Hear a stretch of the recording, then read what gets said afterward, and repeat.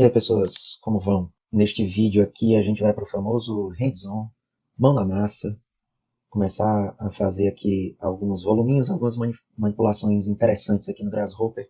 E antes da gente começar, eu queria abrir aqui o QGIS, só para a gente conferir aqui os dados que a gente vai ter para trabalhar. Então, aqui no meu QGIS, a gente tem...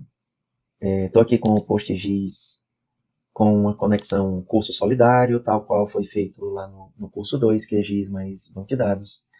Um esquema chamado dados COVID, e aqui um shape de assentamentos, um shape de bairros, uma tabela COVID julho, que está desatualizada, verdade, mas eu resolvi ficar com essa mesma tabela aqui para aproveitar o ponto de partida de quem já tenha feito o curso anterior. Então, vou manter ela. Quem quiser fazer uma troca, pode fazer uma troca, mas eu vou manter ela aqui para efeitos de continuidade. E vocês estão vendo aqui que eu tenho um shape chamado edificacóis, né, um shape de edificações, e eu vou usar também mais um, que é um shape de paradas de ônibus. Então esse shape de edificações vai estar disponível para vocês nos links de apoio, e o de parada de ônibus, que ainda não está aqui, eu vou fazer um pequeno recap aqui de como fazer essa alimentação, mas quem quiser ver em mais detalhes, vai lá no vídeo 3 do curso QGIS mais banco de dados, que explica lá bem direitinho. Mas vou vir aqui em banco de dados, gerenciador de banco de dados, vou abrir aqui minha conexão curso solidário, selecionar meu dados COVID, para importar uma camada arquivo. No caso, eu não abri o meu shape de pontos de ônibus aqui, vou fazer uma coisa que é levemente diferente do que está feito lá no curso QGIS mais banco de dados, que é abrir direto um arquivo. E vou puxar o meu ponto de ônibus etufo 2015.shp. Então essa vai ser minha camada de entrada. Vou alimentar no esquema dados COVID, vou deixar o mesmo nome de tabela. Vou garantir aqui que a coluna de geometria se chame geom, porque às vezes a coluna de geometria se chama originalmente de geom, o que é um problema lá para o Carcará, então vamos padronizar aqui. Então a coluna de geometria chamada geom. E acho que só isso que a gente precisa fazer. Vou dar OK, e aí é uma importação bem rapidinho. Lembrando que aqui, esse curso solidário, a gente está fazendo uma alimentação que é num banco de dados local. Então, essas alimentações de banco de dados local, elas são bem rápidas. Quando vocês forem fazer esse mesmo procedimento aqui para esse shape de edificações, esse shape de edificações é um shape de edificações da cidade inteira. Eu vou puxar ele aqui, só para a gente dar uma olhada nele. Então, nota aí que ele, apesar dele estar na minha máquina, ele não está vindo via internet, mas ele demora uma quantidade significativa de tempo para ser carregado. E, consequentemente, quando você for alimentar no seu banco, quando você for fazer o upload dessas coisas para o seu banco, você vai ver que vai demorar um tempo. Mas é um tempo assim, coisa de 5 minutos, acho que não demora mais que isso. Se você ficar encarando a tela do computador, você vai achar muito. Mas se você pedir para fazer essa alimentação e for fazer outra coisa, tomar um café, ir no banheiro, quando você voltar, já tem terminado. Então, esses shapes aqui, eles já estavam, né, já foram alimentados no curso passado. Então, estou levando em consideração que quem está aqui fez o curso passado. E eu alimentei com mais esses dois, que vão ficar disponíveis aí para vocês nos links, nas descrições, aonde quer que você esteja assistindo esse vídeo. Então a gente precisa desses dois dados aqui para poder começar. Bem, vindo aqui para a mão na massa, eu estou abrindo aqui um arquivo que vocês também vão ter acesso aí nas descrições, os links vão estar disponíveis, que é esse exercício 01, construindo um mapa básico e volumetrias. Qual é a ideia aqui? A ideia aqui é que a gente tem uma série de grupamentos, vamos dividir aqui em algumas partes, né? Vão ser alguns videozinhos mais curtos para a gente ir marcando algumas etapas, mas é uma sequência de desenvolvimentos desse mesmo algoritmo aqui, certo? Então, só para não ficar um vídeo muito grande, para estabelecer umas pausas, eu vou quebrar ele em alguns. Vocês vão notar que esse arquivo ele tem vários grupos, nesse cinza mais escuro aqui. A ideia é que esses grupos eles sejam pedacinhos de código que você pode reaproveitar. Você pode copiar esse cara aqui, fazer Ctrl C e fazer Ctrl V em outro algoritmo que você esteja precisando, porque ele faz uma coisa, consulta dados de uma tabela, ou plota dados consultados sobre uma geometria, ele faz alguma coisa que é útil. E a gente vai vendo o que é que cada um desses vai fazer aos poucos. Aqui em cima, a gente tem no cabeçalho uma legenda cromática para tentar deixar um pouco mais organizado visualmente, né? Deixar marcado, por exemplo, nesse azul piscina aqui, a gente tem as coisas que são inputs manuais, então toda vez que você vê essa cor, você sabe que é uma coisa que você pode imputar, né? Você deve imputar manualmente. Toda vez que você vir um laranja desse, são inputs que são dados ou são outputs fornecidos pela base de dados, então são coisas que vêm da base de dados, ou estou pedindo coisas que venham da base de dados. A gente vai ter aqui uma série de Boolean toggles. A gente vai já ver que na anatomia dos componentes do Carcará tem sempre um Boolean toggle que é meio que um botão de liga e desliga. Então eles estão marcados de uma cor específica para você saber, esse aqui eu tenho que ligar ou eu tenho que desligar. Esses cinzas mais claros, né? É um cinza mais claro do que esse aqui. A gente tem os painéis de erro. Se der erro em alguma coisa, é aqui que a gente vai ter alguma pista do que é. E a gente tem nesse vermelho mais vinho aqui os inputs e outputs de grupo, que é justamente para marcar nesses grupos aqui que a gente pode reaproveitar. Eu estou marcando exatamente o que é que ele está pedindo de input e o que é que ele dá de output aqui do lado direito, para você ter noção do que é que você está sendo pedido para alimentar e do que é que você vai ter como resposta, né? Antes de eu falar aqui sobre os grupamentos em si, queria falar uma coisinha sobre uma estratégia de modelagem aqui, que eu particularmente adoto, e é por isso que eu sugeri que todos baixassem o Telepathy e instalassem ele para ajudar aqui um pouco nessa organização. Indo aqui para a aba Parâmetros, eu tenho esse último grupamento aqui, é o grupamento do Telepathy, e eu tenho só dois componentes, é o Remote Receiver e o Remote Sender. Então, o Remote Sender seria, digamos, o primeiro, né? Primeiro você emite, e aí você tem alguém que recebe. Qual é a lógica aqui? Vez por outra, eu vou ter, em algoritmos diversos, nesse aqui vai acontecer também, alguma coisa que eu calculei aqui, no começo do algoritmo, mas ela vai ser necessária lá no final. Então, o jeito de fazer conexões aqui é com esses fios. Então, eu poderia ser levado a puxar um fio daqui até chegar aqui em outro canto. E isso ia fazer com que o meu algoritmo tendesse aqui a ficar uma certa bagunça, porque ia ter fio passando aqui para tudo que é lá. Não façam essa conexão que eu fiz aqui, que não tem o menor sentido. Foi só para exemplificar um fio passando de um para o outro. Então, o que é que a gente pode fazer para mitigar isso? Tem uma coisa que eu particularmente faço bastante, que é o seguinte. Você pode pegar aí um container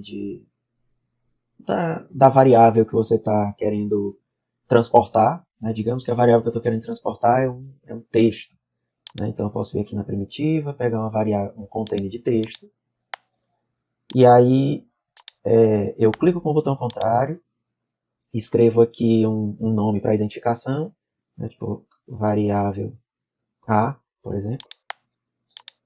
Aí, sei lá, estou recebendo a variável A aqui, não que isso faça sentido, né? Mas só para exemplificar. Estou recebendo a variável A aqui, aí eu pego essa variável A, faço Ctrl C, Ctrl V, é outro container igual com o mesmo nome, ligo um no outro, e aí posso clicar aqui no cara que eu conectei no input, e vir aqui nessa opção While Display e escolher a opção Hidden. Aí o que é que vai acontecer? Quando eu desselecionar o objeto, ele vai ficar com esse sinalzinho aqui de transmissão, e não vai exibir o fio. Ele só vai exibir o fio quando eu clicar nele. Daí isso era uma estratégia, né? Eu levo esse cara até onde eu preciso e conecto onde eu preciso e eu não tenho fio passando no meio. Só que o que acontece é que a conexão entre essa variável A, né, esse container aqui e o container original, ela não é automática, ela é manual. Então, se por acaso esse cara aqui deixa de ser variável A e passa a ser variável B, porque aqui no arranjo do meu algoritmo as coisas mudaram, eu preciso de outra variável, sou eu que tenho que lembrar que eu tenho que sair com esse fio aqui e achar em algum lugar onde raios está a variável B para eu conectar. Né? A reconexão não é automática. Mas ainda assim, né, esse objetinho é bem útil. Aí o que é que o telepathy faz? Ele faz essa coisa de modo automático. Então, vê aqui que eu tenho um container genérico, aqui outro container genérico.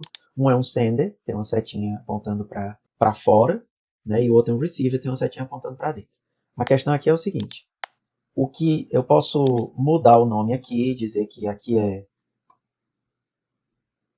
variável x, por exemplo, aqui num sender. Em qualquer receiver, se eu escrever a mesma coisa, variável x, automaticamente eu tenho uma conexão. Então, não importa onde é que está esse sender, né, e ele pode receber alguma coisa aqui. Deixa eu escrever uma coisa inteligível, né? Vou botar aqui um painel e escrever teste. Coloco aqui fora, mando aqui. Então, essa variável x está recebendo teste. Essa variável x aqui, que é um receiver, ela recebe o teste automaticamente. E aí, não importa em que lugar eu estou no meu algoritmo, posso tacar no final, eu vou colocar em tela um receiver, mostrar que ele não está recebendo nada por enquanto. Se eu clicar com o botão contrário e mudar o nome aqui para variável x, automaticamente ele vai buscar um sender que tem uma variável x e vai fazer a conexão.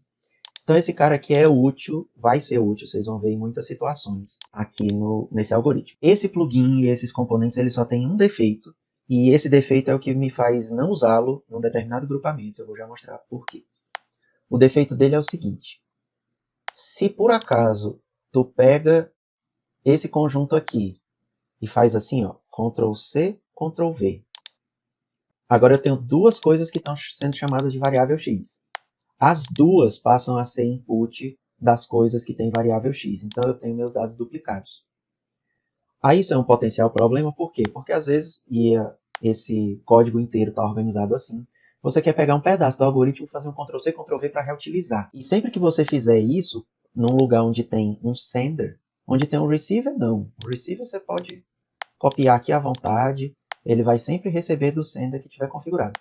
Agora, se você copiar um sender, aí ele vai se conectar com todos os receivers. Né? Aqui eu tenho 3 sender chamado variável y, eu tenho 3 vezes a variável x, desculpa, tenho 3 vezes a variável x sendo imputada aqui. Aí isso é um problema, porque isso vai bagunçando o seu algoritmo. Então, podemos usar ele aqui à vontade. A única coisa que a gente precisa perceber é que a gente causa problemas se eu copiar um sender, né, porque eu vou ter essa conexão automática aí indo para todos os receivers. Mas é isso, né? É para isso que o telepathy serve, para substituir essa coisa aqui que era meio manual. Beleza, deixa eu apagar aqui as coisas que estão sobrando.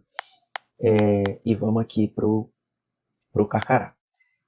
Na aba do Carcará, podemos ver aqui, um dos principais grupos é o grupo de queries, né? O grupo de realizar consultas. Então, deixa eu pegar aqui um query, que é um dos mais utilizados, é o Geometry Entities. Vou botar ele aqui.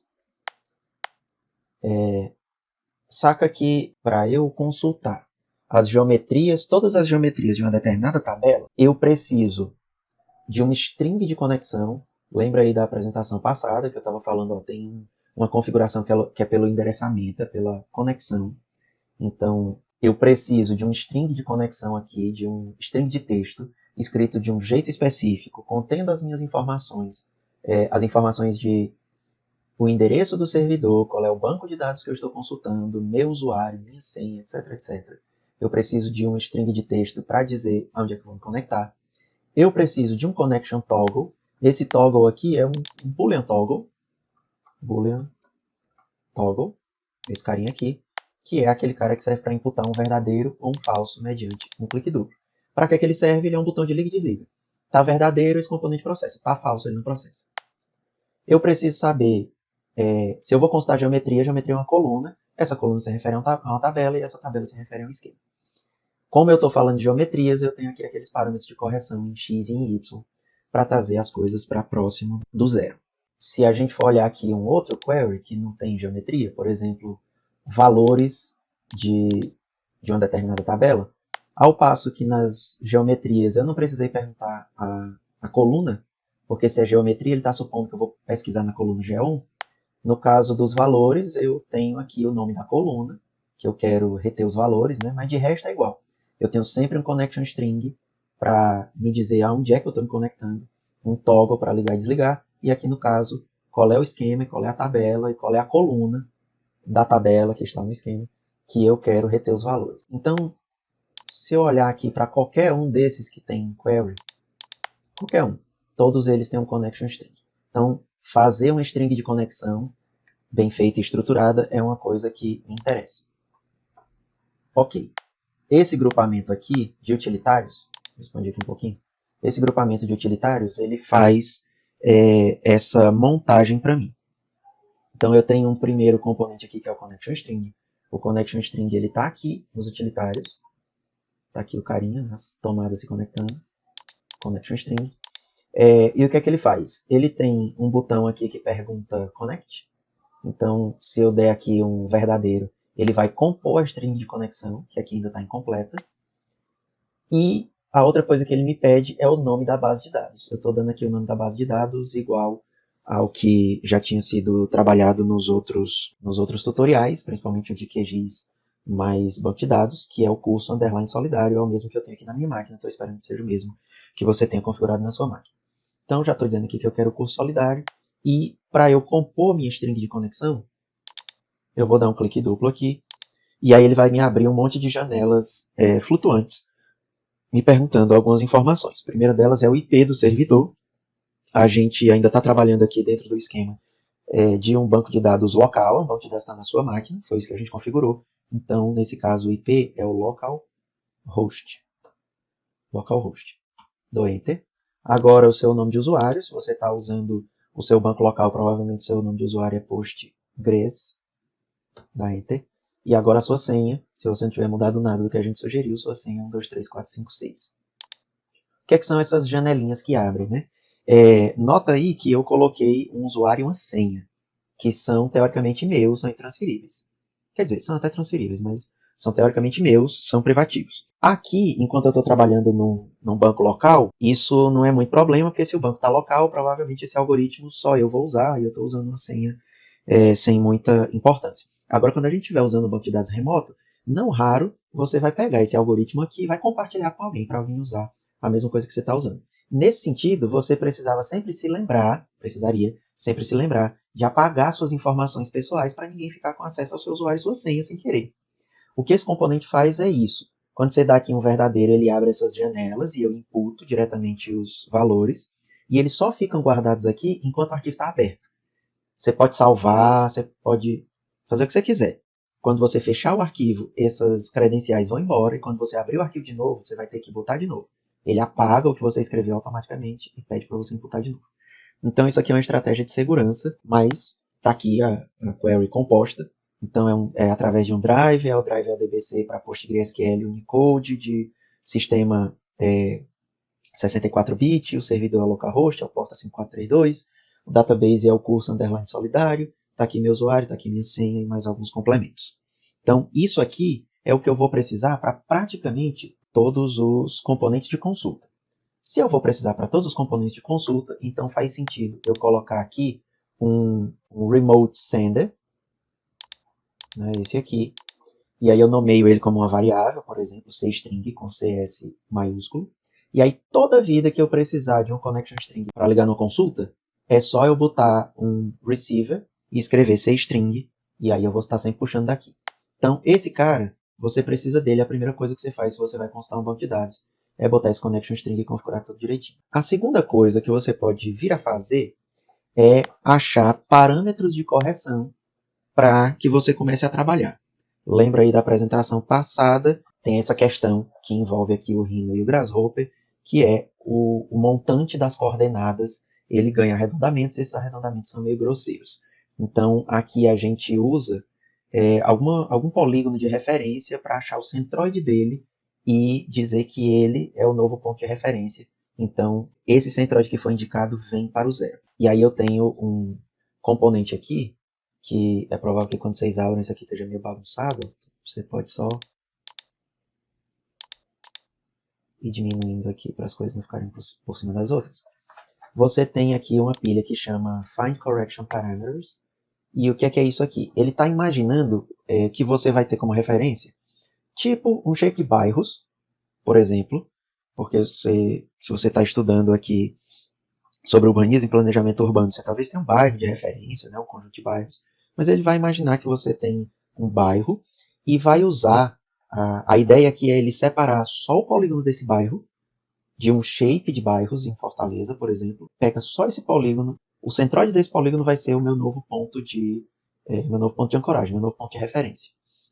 Então, do jeito que ele está preenchido aqui, ó, eu estou dizendo que eu quero o esquema dados Covid, que é o nosso único esquema. Lá na tabela bairros, lá na coluna bairro, sem o S, vai buscar o valor de referência centro. Então, quando eu imputo isso aqui do verdadeiro, eu tenho aqui o cálculo dos centroides do centro. Quer dizer, do centroide do centro, as coordenadas x e y do centroide do centro. E aí perceba que para fazer essa consulta, né, para achar essa informação, eu tenho um connection string aqui sendo pedido, e está aqui um receiver, né, fazendo esse link direto para não ficar esse fio desgraçado aí no meio. Eu tenho um toggle, que eu acabei de ligar, e eu tenho os dados aqui que eu já sabia de cabeça, então eu podia só digitar. Deixa eu ver. De outro modo, a gente tem aqui o correction x e o correction y, né, que são os dois parâmetros de correção que podem ser utilizados aí como referência. Esses parâmetros de correção, é importante perceber que eles nunca podem passar por algo que os transforme em número. Eles aqui são texto e eles vão viver como texto até o resto de suas vidas. Porque se por acaso eu boto aqui uma primitiva e peço aqui o número, a única coisa que essa pilha aqui faz é guardar um número. Aí, se eu guardar o correction x, tá aqui um painel, nada acontece, né? Ele perde algumas casas decimais aqui, mas que não vale muita coisa. Agora, se eu ligar o correction y aqui, o y, ele vai transformar em notação científica. E notação científica para mim não rola. Então, esses parâmetros de correção, eles têm que ser sempre em formato texto para parar de dar certo. E, como para toda pilha de geometria, eu sempre vou ter parâmetros de correção, então aqui no CX e no CY, eu liguei em cada um sender. Então, quando for lá na frente que eu precisar de alguma coisa, eu faço a mesma coisa que eu fiz aqui, né, com connection string, pego um receiver, escrevo underline CX e a coisa vai para lá. Vai dar tudo certo. Então, esse primeiro grupamento aqui, ele é um grupamento importante, porque normalmente ele é o primeiro que você resolve. Você resolve a sua conexão, resolve os seus parâmetros de correção e aí você vai fazer qualquer outra coisa. Como, por exemplo, aí eu vou pular esse grupo aqui para poder vir para esse, ó, consultando dados de uma tabela, como, por exemplo, esse aqui, que trabalha aqui essa consulta, né? Eu tenho aqui já formatado uma pilha que faz uma consulta de geometria e uma pilha que faz uma consulta de dados tabulares. Os inputs aqui, os dados de entrada estão aqui destacados. O que é que eu preciso fornecer para isso aqui funcionar? E estão aqui destacados também os outputs, né? Aqui em valores, aqui em chaves primárias e aqui em geometrias. É aquilo que eu consigo obter nesse grupamento. Então vamos lá. Se eu quisesse desenhar aqui o mapa de Fortaleza usando os contornos dos bairros, essa informação eu até já sei de cabeça, né? Eu poderia dar tudo aqui através de painel. Ó, o esquema name é o dados underline covid. Tá aqui um barra barra, que já sai um painel preenchido com isso.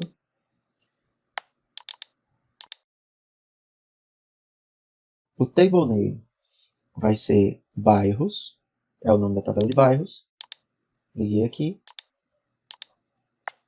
E a coluna se chama bairro.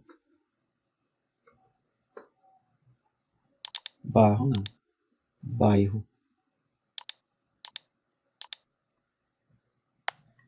De posse disso aqui, esqueci de ligar aqui em cima, esquema name. De posse disso aqui, a gente pode conversar. Então, a gente dá o clique duplo aqui. Já temos aqui dois receivers recebendo cada um X e um Y. E temos aqui um string que está em todos. Dei verdadeiro, a geometria é processada, não tem nenhum erro. Apareceu uma coisa diferente aqui nesses fios. O que é que acontece? A gente aqui processou toda a geometria da tabela bairros. Foi o que a gente fez aqui com esse Geometry Entities. Então, em tese, eu tenho aqui um conjunto de geometrias que deveria estar aparecendo aqui em tela para mim. Por que não está? Não está simplesmente porque eu estou com um zoom muito próximo. Então, se a gente começa... Eu vou expandir a janela de perspectiva aqui, clique duplo.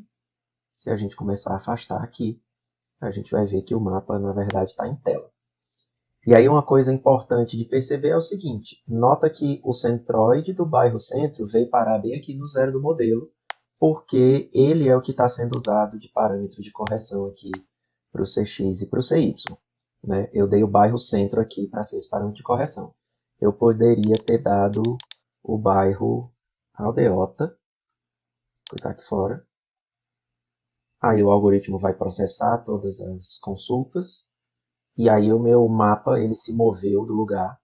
E quem veio aqui para o zero foi a aldeota. Importante é perceber o seguinte. Apesar de ser meio contraintuitivo para quem já lida com geoprocessamento, acha isso um pouco estranho. Eu ficar tirando esse mapa de lugar. O importante é que esse parâmetro de correção aqui, ele seja o mesmo durante todo o algoritmo. Não pode haver outro parâmetro de correção que não seja esse aqui. Então, isso garante que se eu for devolver alguma informação para o banco de dados, esse parâmetro vai ser usado para jogar as coisas para o lugar correto delas. Né? Mas fato aqui é que eu posso usar qualquer bairro de referência que ele vai pegar esse centroide e colar o centroide. Né? Esse parâmetro de correção na prática faz isso. Ele cola essa coordenada aqui no zero do modelo. Né? Vou deixar o delta aí por agora. Então, beleza. Próxima coisa que a gente tem aqui, aqui a gente pesquisou apenas geometria e, eventualmente, estamos aqui com chaves primárias. Agora, eu posso querer pegar aqui dessa mesma tabela, então, sendo alimentado aqui pelos mesmos inputs, posso querer pegar alguns dados tabulares. Né? Então, aqui no caso, eu vou pegar os dados da coluna bairro. Então, aqui eu tenho um query values. Esse cara aqui é o Geometry Entities. Se a gente for olhar aqui na abinha do Carcará, ele é esse carinha aqui, ó, Geometry Entities. E ele está em conjunto aqui embaixo com Query Values. Lista todos os valores numa coluna de uma tabela. Então, para isso, precisa de um Connection String. Estou aqui com o Receiver pegando o Connection String lá de trás. Precisa de um Toggle para si, aqui está falso. Precisa de um esquema. Está recebendo aqui do esquema name, precisa de uma tabela, está recebendo aqui do table name, precisa de uma coluna, está recebendo aqui do column name. E aí o column name é bairro, então se eu der aqui o verdadeiro, aqui eu vou ter o conjunto de nomes de bairros. Então aqui todos os nomes. Daí o que acontece? Se a gente colocar aqui um param viewer, que é aquele componente que a gente viu que mostra a estrutura das listas e das árvores, a gente vai ver que essa galera aqui, a geometria e esses valores, vou pegar aqui do finalzinho, né? Geometria e valores são coisas que têm a mesma estrutura. É uma estrutura em galhos, né? Uma estrutura ramificada, uma estrutura em árvore, mas eu tenho um elemento em cada galho. Então, é como se fosse uma lista que eu dei um graft nela. E eu tenho 118 galhos. Então, efetivamente, eu tenho 118 nomes diferentes de bairros. Se eu for olhar aqui quantas geometrias eu também tenho 118. Por padrão, a maioria das coisas aqui que a gente tem de retorno dessas queries sai com essa estrutura, né, em árvore, como se fosse um graft. Isso acontece por um motivo, tem uma situação especial onde isso é útil, mas não vem o caso agora, então vamos deixar para discutir isso depois. Então o fato aqui é que eu tenho minha geometria e meus valores. Ligado aqui na geometria, eu tenho um componente aqui, que é o Curve Display. Esse aqui é um componente também do Carcará, ele está aqui no grupo DataVis, está aqui o Curve Display. E ele é um componente esquisito, né? A gente vai ver que tem alguns componentes assim com essa anatomia, como se ele fosse quebrado, ele não tem output. Esses componentes que não têm output, normalmente são componentes que só trabalham com a visualização das entidades. É o caso do Curve Display. A única coisa para a qual ele serve é para pegar uma curva, qualquer que seja, e me permitir mexer na espessura dessa curva. Então eu tenho aqui um slide que mexe nessa espessura. Consigo deixar mais espessa, mais fina. Estava aqui no 2. Consigo mexer na cor. Se eu clicar aqui nesse Color Swatch, consigo trabalhar cores distintas. E consigo, esse input aqui de teste, é um padrão para fazer uma linha tracejada. Ele funciona da seguinte maneira. Eu coloco aqui um painel. Aliás, para quem não percebeu, o atalho para um painel é fazer barra. E se você começa a escrever aqui alguma coisa, né, você começa a preencher esse painel. Então eu vou fazer barra. Aí eu vou botar um valor para ser o tamanho do traço. Eu sei que os números aqui estão bem grandes, então eu sei que um traço para aparecer aqui tem que ser tipo 50. Então esse é o comprimento do traço. Eu vou dar um espaço, vou escrever 100, que é o tamanho do espaço entre traços. Vou apertar Enter, aí tem um painel com isso escrito. E eu coloco isso daqui no dash. Tinha botado um espaço aqui sem querer. 50 espaço 100. Aí o que acontece, né? A gente vai ter um tracinho de 50, um espaço de 100, um tracinho de 50, um espaço de 100, por aí vai. E aqui a gente pode criar o padrão que quiser, né? Quer fazer um traço ponto, então faz 50, 100, sei lá, 10 e 100. Então vai fazer um traço de 50, um espaço de 100, um traço de 10 e um espaço de 100. Então fica quase um traço ponto. Então você pode brincar com isso aqui. Para esse contorno dos bairros eu vou deixar sem nada, que ele ficou uma linha cheia.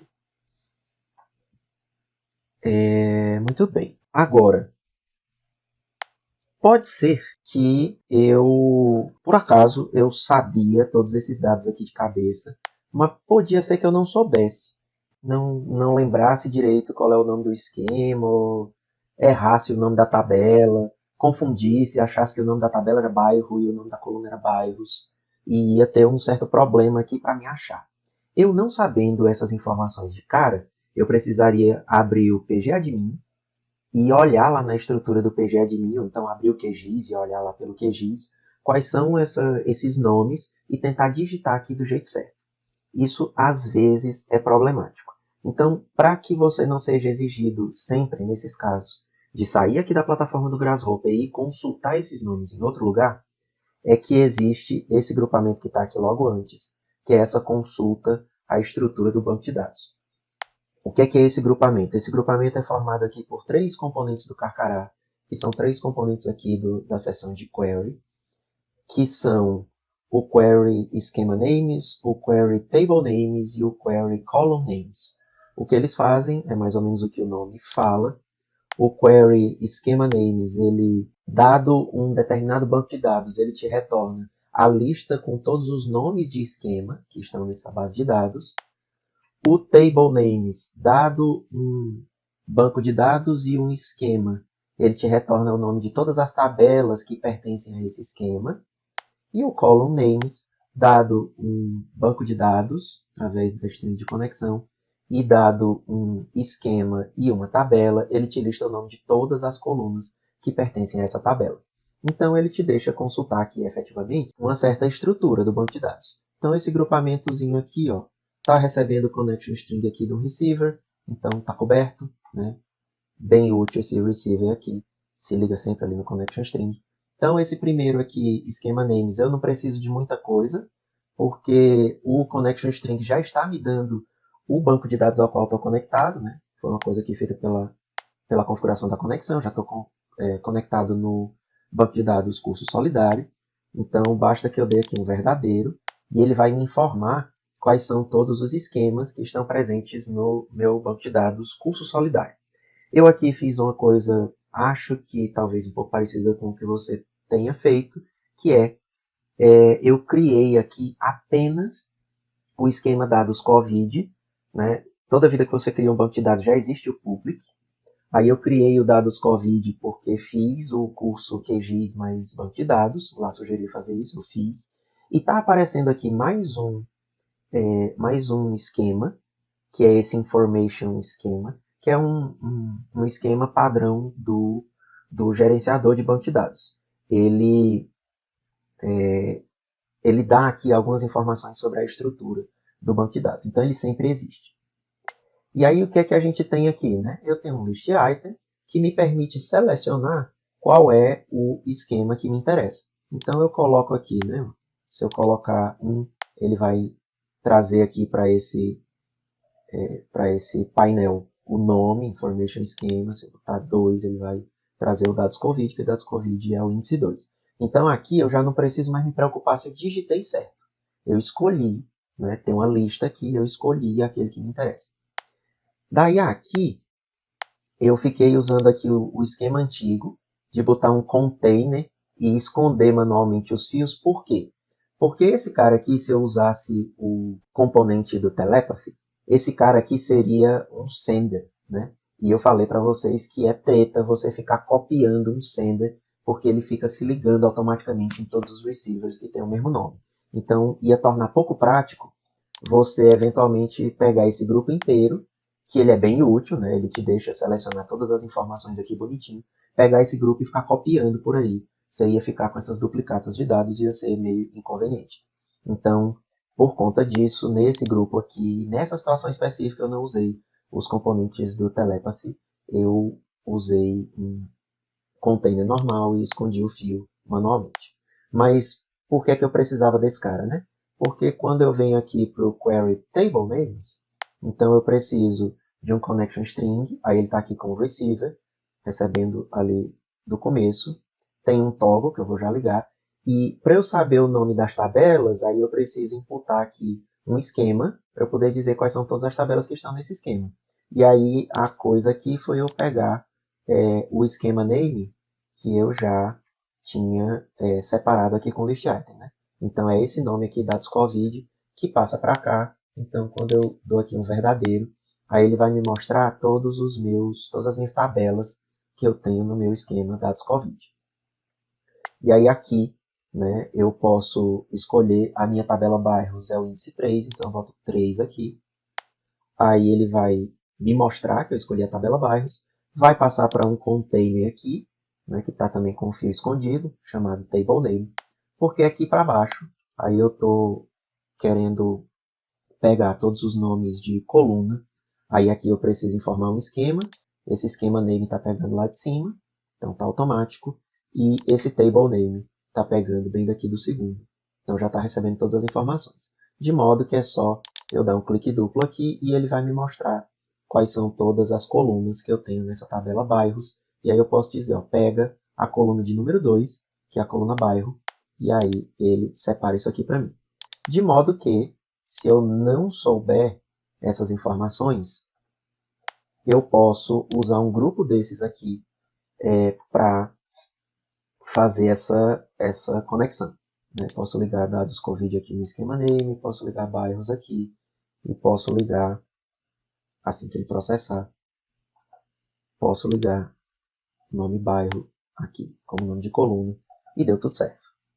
Né? Então, esse grupamento aqui também vai ser um bom companheiro para não precisar ficar escrevendo esses nomes. Por um certo tempo. Depois vocês vão perceber que vocês começam a decorar mesmo esses nomes, e aí vai ser mais fácil, porque você tem isso decorado e escrever no painel. Mas fica meio do gosto de cada um. Se você não lembrar, tem esse grupinho aqui que você pode se utilizar. Se você lembrar, você pode escrever direto no painel. O legal aqui é você poder pegar esse cara aqui inteiro, fazer Ctrl+C, Ctrl+V no outro algoritmo seu, pegar esse grupo aqui e fazer a mesma coisa. Agora, está faltando aqui uma pequena coisa, ainda para completar esse mapa, que é o seguinte, eu posso querer aqui escrever os nomes dos bairros, né? Eu retive essa informação aqui e não estou usando ela para nada. Então eu posso querer usar ela para plotar os nomes aqui nos polígonos dos bairros, e aí é para isso que serve esse outro grupamento aqui que chama plotando os dados consultados sobre a geometria. O que é que esse grupamento faz? Ele pega como entrada polígonos, quaisquer polígonos, no caso, podem ser os polígonos dos contornos dos bairros, passa isso para um componente de área, porque esse componente de área me dá um centroide, e esse centroide pode ser um ponto de referência ao redor do qual, ou ancorado no qual, eu ploto esses nomes. Ploto esses nomes com esse componente aqui, que é um text tag 3D, que não é um componente do Carcará, esse aqui é um componente nativo do Grasshopper, que ele faz exatamente o que a gente quer, né, o que a gente quer aqui no caso, que é, eu dou para ele um lugar, um ponto de referência, uma localização. Dou para ele um texto, digo qual é o tamanho desse texto, qual é a cor e qual é o alinhamento. Aqui no caso do alinhamento eu não imputei nada, porque no caso do alinhamento é mais fácil a gente clicar com o botão contrário, e as opções estão aqui, ó, eu escolhi o Middle Center. Então a gente pode, com essas informações, escrever um texto numa determinada localização. A localização eu já estou dando aqui nos centroides, o texto, aí eu estou pegando aqui do meu input de valores, que por enquanto não tem nada. Então, do jeito que está aqui, ó, eu posso só pegar as minhas geometrias aqui em cima, conectando os meus polígonos, e pegar os meus valores e conectar aqui no input de valores, e aí eu vou ter os textos plotados no lugar certo.